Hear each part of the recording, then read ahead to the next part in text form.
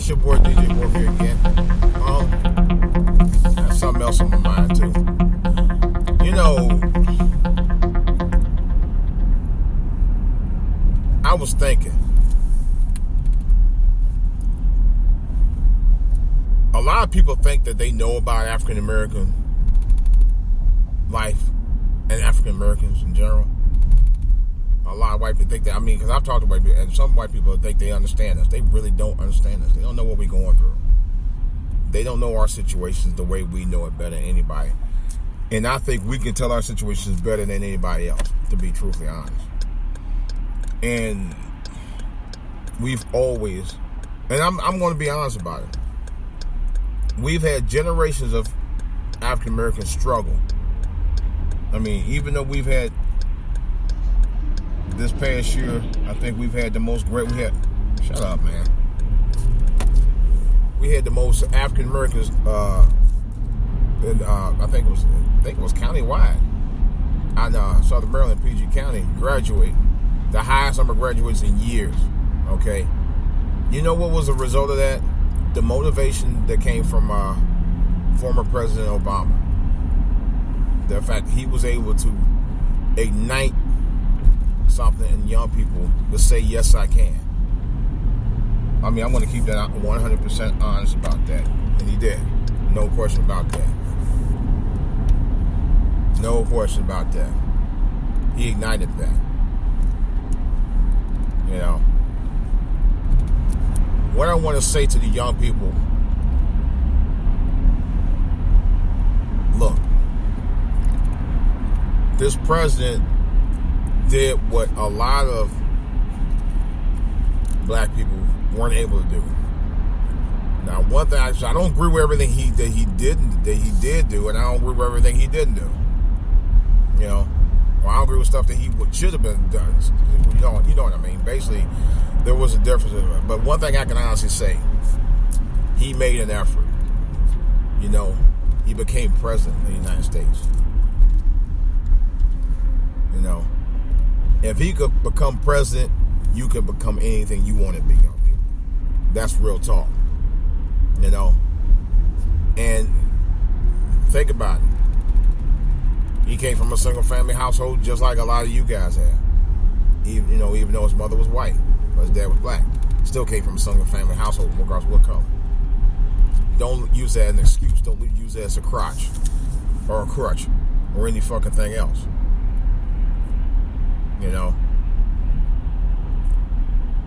don't use it as an excuse. Just do what you gotta do. You know, and let the haters hate and move on with your life. I was watching the show my wife and I watched called My 600 Pound Life, and the young woman, I guess she over the years, she had picked up weight. But what happened was, she said her father was saying that she was never good enough to do this, that, or the other, or whatever. And I guess she used it as a crutch, an excuse to continue to go down a pattern of bad behavior and a downward spiral. You know, she was into drugs, she gained weight, and she ate a lot, and she got in all kind of trouble. And I'm like, you know what? I'm not going to let anybody press me. You know, that was the whole point. I was in a situation about drugs, but I was in a situation where I had family. Your parents was just, kind of ride you all the time about stuff. Even stuff that had nothing to do with you. And I was telling my wife, I said, you know what? Hey, my dad used to ride me about stuff growing up all the time. Even a lot for stuff that had nothing to do with me at all.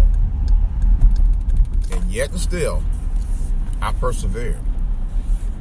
Not the way I would like to, but I persevered. I didn't let what he was talking about stop me from doing what I needed to do in my life to move forward.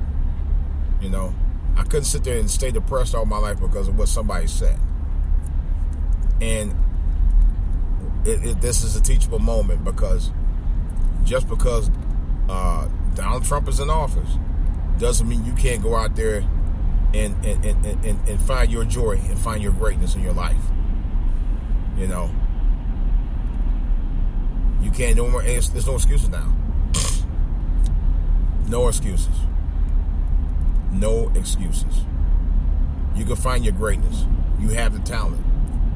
Talent is out there. The resources for being able to horn your talent is out there. So there's no excuses in 2017, people. Let's not make any more. We need to stop doing that. You know?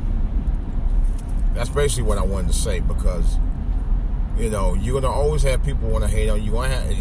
You're gonna have family members who are gonna be jealous of you. That's happened to me.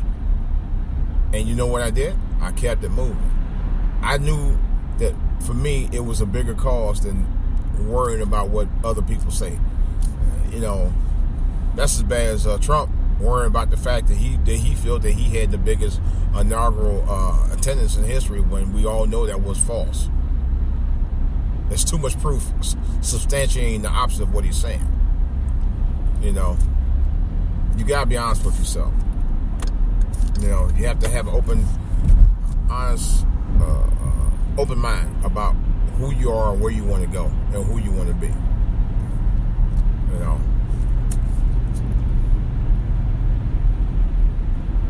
that's what I'm trying to say. You know, and take it from me, you know, I didn't think I'd be doing podcasting, but I mean, although it's a side thing, but I know it could lead to something bigger if I could actually have the opportunity to ever do it.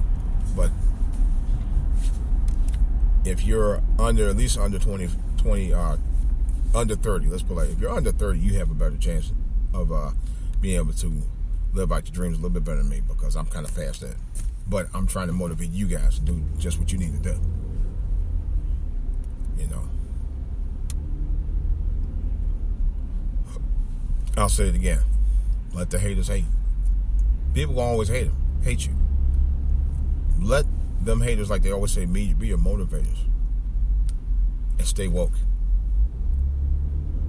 This DJ Wolf. Just want to give you a little something to chew on.